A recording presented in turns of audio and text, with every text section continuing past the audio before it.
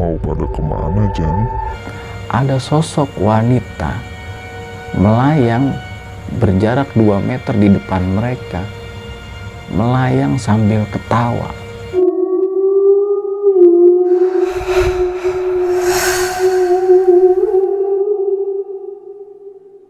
Assalamualaikum teman-teman, balik lagi sama gua Ahmad Yani di Horror Story. Gimana kabar kalian semua? Semoga kalian semua diberikan kesehatan jasmani dan rohani, dimudahkan rezekinya, dimudahkan segala urusannya, dan dijauhkan dari wabah yang sedang melanda dunia. Pada kesempatan Horror Story kali ini, gua akan menceritakan sebuah pengalaman horor dari ke-6 pendaki sewaktu mereka mendaki Gunung Malabar. Buat kalian yang penasaran sama ceritanya, tonton video ini sampai habis. Dan buat kalian yang belum subscribe channel ini, ayo buruan subscribe channel ini. Buat kalian yang udah subscribe channel ini, gue ucapin terima kasih banyak atas dukungannya. Nggak perlu berlama-lama lagi, kita mulai ceritanya.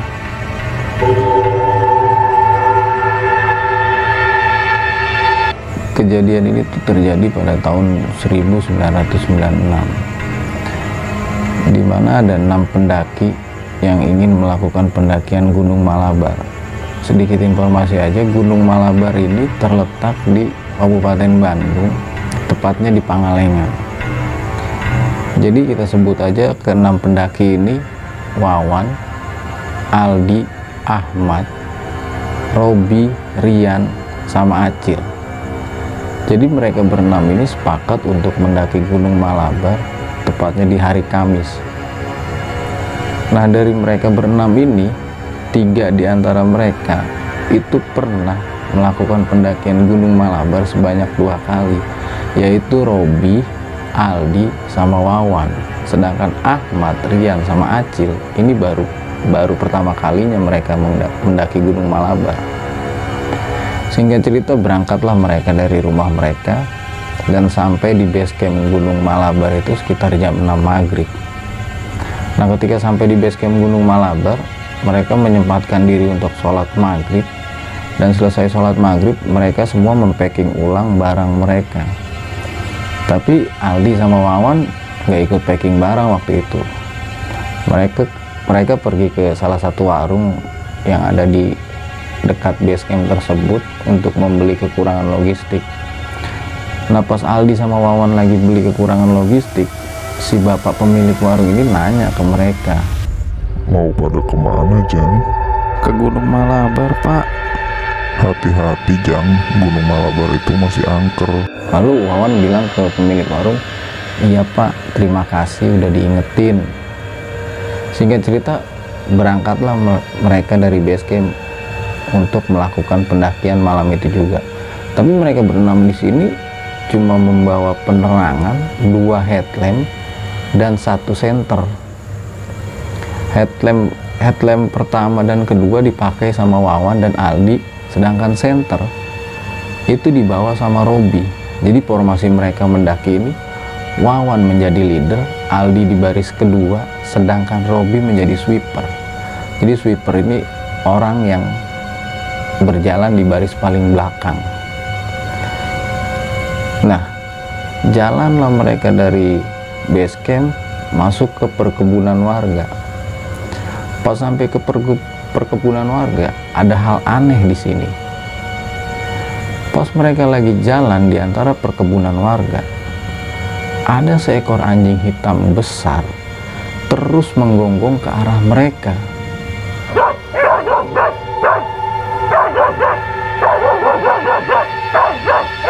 Mereka semua di sini cuek, tapi enggak dengan pendaki pemula. Wajar karena mereka pendaki pemula. Rian nanya ke Wawan, "Cuy, apaan ini?" "Udah santai aja," Wawan bilang ke Rian kayak gitu. "Cuma anjing. Yaudah yuk lanjut jalan, fokus jalan." Akhirnya mereka melanjutkan perjalanan. Sampailah mereka di perbatasan antara perkebunan dan pintu masuk ke area hutan. Nah, pas sampai di pintu masuk ke area hutan, nggak beberapa lama mereka jalan, mereka semua mendengarkan suara kayak besi diadu.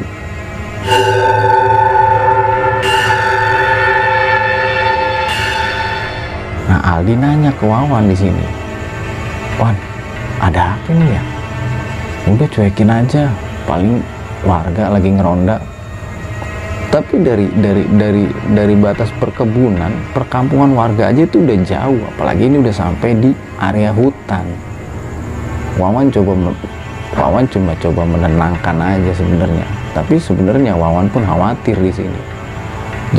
Mereka jalan terus jalan. Jadi estimasi pendakian Gunung Malabar ini, buat yang pernah ke sana pasti tahu.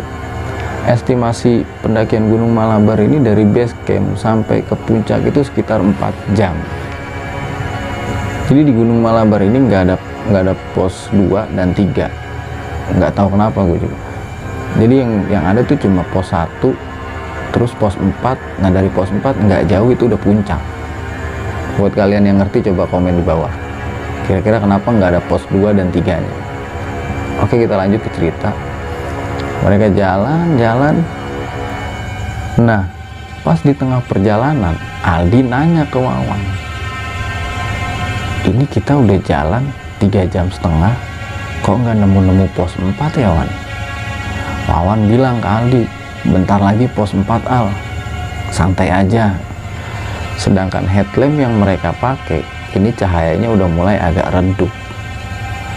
Akhirnya mereka dengan masih berpikir positif, mereka lanjutkan perjalanan mereka. Mereka jalan terus. Nah, nggak lama Aldi nanya seperti itu, mereka ngeliat ada pos 4. Wawan bilang ke Aldi, "Itu pos 4. "Oh ya udah, kita dirintain dari pos 4 ya." Nah, akhirnya mereka melipir ke pos 4. Tapi di sini ada yang ganjil. Pas selesai mereka ngedirikan tenda dan masak-masak bikin api unggun, Aldi sama Robi sadar ini ternyata bukan pos 4, karena yang mereka tahu pos 4 itu ada tandanya, tulisan gede yang nempel di pohon bertuliskan pos 4, tapi di sini nggak ada tulisan tersebut. Aldi nanya ke Wawan, "Wan, kayaknya ini bukan pos 4 dah." Wawan bilang, "Lah, kenapa lu bisa bilang ini bukan pos 4? Setahu gua pos 4 tuh ada tandanya dan ada tulisannya pos 4, tapi ini dari tadi gue cari-cari nggak ada." Pas mereka lagi berdebat masalah tersebut, tahu-tahu ada sosok wanita melayang berjarak 2 meter di depan mereka, melayang sambil ketawa.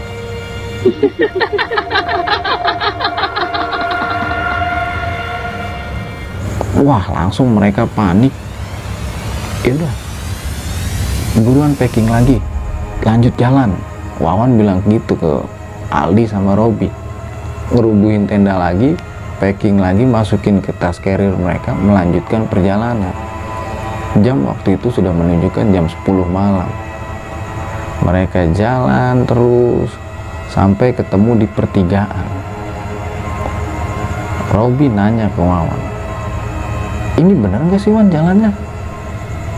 "Bener kok, perasaan kemarin gua naik Gunung Malabar tuh nggak ada pertigaan." Robi bilang gitu ke si Wawan. Tapi Wawan dengan tenang, mencoba tenang intinya, bilang ke Robi, "Enggak, ini bener jalannya. Udah, ayo lanjut jalan. Ini kita pilih jalan yang mana? Kanan, kiri, atau yang tengah? Kita pilih kanan aja." Akhirnya mereka jalan, milih jalur kanan. Mereka jalan, nggak lama mereka jalan, di sini ada yang aneh. Sepanjang jalan ini mereka beberapa kali menemukan pohon yang rimbun yang membentuk terowongan. Sampai-sampai mereka nih harus merangkak jalan di bawah pohon yang rimbun yang membentuk terowongan tersebut. Akhirnya di sini Aldi tuh coba negesin lagi, coba mempertegas lagi ke Wawan, "Kayaknya bukan ini deh jalannya." kemarin kita ngedaki Gunung Malabar nggak ada jalan-jalan yang membentuk terowongan kayak gini. Wawan tetap mencoba berusaha buat tenang di sini. Udah bener kok ini jalannya, ayo lanjut jalan. Mereka jalan terus. Robi sadar di sini. Robi, Rian, Acil di sini udah mulai panik dan mereka sadar kayaknya ada yang nggak beres dengan perjalanan malam itu. Nah, akhirnya Robi berinisiatif untuk meninggalkan tanda tali rapi yang diikat ke ranting, lalu melanjutkan perjalanan. Dan bener aja, mereka cuma diputer-puterin di situ-situ aja. Robi langsung bilang ke Wawan, "Wan, stop, kita break." "Kenapa?" "Tanggung." Wawan bilang gitu awalnya. "Lu sadar gak dari tadi kita cuma diputerin doang?" "Ah, masa?" Wawan bilang gitu Kak Robi. "Tadi gue udah kasih tanda di ranting ini dan kita lewat ini lagi, jalan ini lagi." Nah, yang bikin aneh lagi, pas mereka diputerin, mereka pertama kali lewat jalur tersebut, mereka menemukan terowongan-terowongan yang menemukan ranting-ranting pohon yang membentuk terowongan. Tapi kedua dan ketiga kalinya mereka nggak menemuin itu. Lalu yang pendaki-pendaki pemula ini udah mulai panik di sini. Akhirnya Wawan memutuskan untuk ya udah kita duduk bikin lingkaran, kita berdoa. Akhirnya mereka duduk bikin lingkaran lalu berdoa di situ. Selesai berdoa, mereka melanjutkan perjalanannya kembali. Nah, nggak lama habis berdoa dan lanjut jalan, Wawan lihat ada cahaya di jalur pendakian. Wawan bilang ke Ali, "Al, kayaknya ada pendaki." Ali pun lihat di sini. "Oh iya." Akhirnya Wawan mengomandoi rombongan untuk berjalan lebih cepat menyusul pendaki tersebut, karena memang penerangan mereka udah mulai redup di sini. Mereka jalan terus, tapi pendaki ini kok nggak bisa disusul. Semakin mereka cepet jalannya, pendaki ini semakin jauh, bukan semakin ngedeket. Ali bilang ke Wawan di sini, "Kayaknya ada yang nggak beres, man. Mending kita nggak usah ngejar pendaki itu. Udah kita jalan seperti biasa aja." Akhirnya mereka jalan seperti biasa. Nah, headlamp yang dipakai Wawan ini mati. Tinggal headlamp yang dipakai Aldi sama senter yang dibawa Robi. Akhirnya Wawan sama Aldi ini tukar posisi di sini. Aldi sebagai leader, Wawan di baris kedua. Pas mereka jalan, nggak lama ketemu pos 4. Nah, di sini pos 4 beneran. Akhirnya mereka ngediriin tenda di pos 4. Selesai ngediriin tenda, Robi, Ahmad, sama Rian lagi ngiterin api unggun. Ahmad nih nanya ke Robi, "Bi, ini kita naik berapa jam ya? Kok nggak sampai-sampai ke puncak?" Ahmad nanya gitu ke Rian. Robi sadar di sini. Pas dilihat jam tangan yang dipakai Robi, ternyata jam sudah menunjukkan jam 4 pagi. Mereka naik dari pos Simaksi, dari pos pertama itu kurang lebih jam 7, sampai di pos 4 jam 4 pagi. Robi bilang ke Wawan, "Wan, ini ada yang nggak beres." "Kenapa lagi?" Wawan bilang gitu. "Udah, mendingan kita cabut dari sini langsung ke puncak aja, nggak usah ngecamp." "Oh, kenapa emangnya?" "Ini udah jam 4 pagi." Wawan kaget, "Masa udah jam 4 pagi?" Lalu Wawan ngecek ke HP-nya, dan bener udah jam 4 pagi waktu itu. Akhirnya mereka packing lagi, masukin tenda lagi ke carrier mereka, lanjut jalan lagi. Jadi kalau pendakian normal dari pos 4 ke puncak ini cuma membutuhkan waktu kurang lebih 1,5 jam. Nah, pas mereka jalan, mereka dihadang sama satu batu gede di tengah jalur. Wawan di sini udah mulai panik. Aldi nanya ke Wawan, kenapa Wan? Ada batu, ini kita lewat mana ya? Wawan bilang gitu ke Aldi. Mereka nyari jalan, Robi nemu ada satu jalur di sebelah kiri batu gede tersebut. Ini ada jalur di sini. Udah lewat sini. Akhirnya mereka lewat jalur tersebut. Tapi jalur ini lumayan ekstrim. Mereka sampai ngerangkak lah. Bisa dibilang kayak orang climbing. Akhirnya mereka naik. Ahmad nanya, masih lama nggak sih Wan puncak? Nah, Wawan langsung spontan di sini, itu puncak. Dan ternyata benar, mereka hampir sampai ke puncak. Akhirnya mereka mempercepat langkahnya, sampailah mereka di puncak Gunung Malabar. Di situ mereka nggak buka tenda, cuma gelar matras, ngopi sambil menikmati matahari terbit di Gunung Malabar. Dan sekitar jam 7 pagi, akhirnya mereka memutuskan untuk turun dari Gunung Malabar. Pas mau turun, Robi bilang ke Wawan, Wan gantian, gue jadi leader. Oke siap, Wawan bilang kayak gitu ke Robi. Akhirnya mereka tukar posisi. Wawan di baris terakhir, Robi di baris pertama sebagai leader. Nah, Robi tadinya mau menuju ke jalur yang semalam mereka lewatin, tapi di stop sama Wawan. Ini jalurnya di sini. Lah, semalam kita bukannya lewat sini? Enggak, semalam lewat sini, Wawan bilang kayak gitu. Akhirnya mereka lewat jalur yang ditemuin sama Wawan. Mereka menyusurin jalur terus, dan di sini mereka semua sadar. Jadi pas mereka turun ini, mereka nggak ngelewatin jalur yang semalam.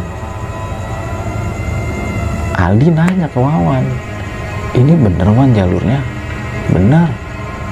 Tapi kenapa semalam kita tuh ngelewatin banyak ranting pohon yang ngebentuk terowongan ya? Terus Wawan dengan spontan sambil bercanda bilang, paling juga semalam kita traveling gratis. Mereka semua ketawa di sini. Akhirnya mereka turun sampailah mereka ke pos 4. Dan yang anehnya, waktu mereka ngedaki dari pos 1 sampai pos 4 itu membutuhkan waktu sekitar 8 jam. Tapi pas mereka turun dari pos 4 sampai pos 1, mereka cuma membutuhkan waktu 2 jam. Akhirnya mereka udah nggak berpikir yang macem-macem, yang penting, jadi mereka mikirnya yang penting mereka selamat sampai rumah mereka masing-masing. Mereka turun sampailah di pos 1. Nah, pas mau pulang, Aldi ini bilang ke teman-temannya, mampir dulu yuk ke warung bapak yang kemarin, kita bersih-bersih sekalian ngopi. Dan waktu itu mereka turun sampai di bawah itu sekitar jam 10.30 siang, sekitar jam setengah 11-an. Akhirnya mereka mampir ke warung bapak-bapak yang waktu mereka ngedaki tersebut, ngopi sambil nyemil. Tapi di sini si bapak tersebut nggak ada anaknya di warung tersebut. Anaknya nanya ke mereka, pada dari mana Kang? Nah, Wawan jawab di sini, dari Malabar Oh, dari Malabar. Iya. Nah, pas mereka lagi ngobrol, Aldi bilang ke Wawan ke teman-temannya yang lain, ayo cabut, takut ketinggalan sholat Jumat. Aldi bilang gitu ke mereka. Nah, anaknya si bapak pemilik warung denger Aldi ngomong, kaget. Dan dia bilang, mau sholat Jumat Iya Kang. Emang ngedaki hari apa? Kemarin hari Kamis. Aldi bilang kayak gitu. Nah, anaknya si bapak pemilik warung ini langsung spontan, Akang ini diam dulu di sini ya, saya panggil bapak saya gitu. Nah, mereka Aldi, Wawan dan teman-teman yang lain cuma bengong di sini. Dipanggil lah bapaknya si pemilik warung ini. Pas dipanggil, ditanya, baru turun Jang, sama si bapak pemilik warung. Iya Pak, lama amat sampai 3 hari di Malabar, si bapak pemilik warung bilang kayak gitu. Nah, sedangkan Aldi dan teman-teman yang lain ngerasa mereka tuh cuma 1 malam di Malabar tuh. Mereka bilang, orang cuma 1 malam kok. 1 malam gimana? Ini tuh udah hari Minggu. Kalian kemarin kan naik hari Kamis. Si bapaknya bilang gitu. Ini bukan hari Jumat, Pak. Aldi bilang kayak gitu lagi ke si bapaknya. Ini hari Minggu, Jang. Mereka nggak percaya kan. Akhirnya mereka buka HP mereka masing-masing. Tapi di sini HP mereka semua pada lowbat. Nggak ada sisa baterai yang bisa nyalain HP. Akhirnya mereka ngecas HP sebentar dan dibuka salah satu HP. Ternyata bener, itu udah hari Minggu. Lalu mereka 2 hari ini kemana? Mereka merasakan pendakian itu cuma semalam aja. Akhirnya si bapak pemilik warung ini tanpa banyak basa-basi, kalian jangan pulang dulu, ikut bapak. Mereka diajak ke salah satu rumah. Bisa dibilang rumah ini rumah kuncennya Gunung Malabar. Si bapak itu nanya, bilang ke Aldi dan teman-teman, ceritakan semua yang kalian alami malam tadi di Malabar. Akhirnya mereka cerita semua. Si bapaknya bilang, untung kalian memutuskan untuk duduk dan berdoa. Kalau enggak, kalian enggak bakal bisa balik ke dunia. Si bapak kuncen tersebut bilang kayak gitu. Lalu mereka dikasih air putih, setengahnya buat diminum, setengahnya lagi buat mandi.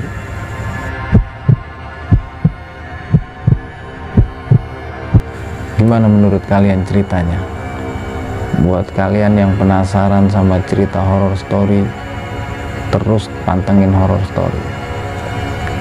Buat kalian yang ingin nge-share pengalaman horor kalian di horror story, kalian bisa kirimin cerita kalian lewat DM Instagram gua, DM email gua, WhatsApp, atau DM Facebook gua. Sekian aja horror story kali ini. Assalamualaikum warahmatullahi wabarakatuh. Yoi coy.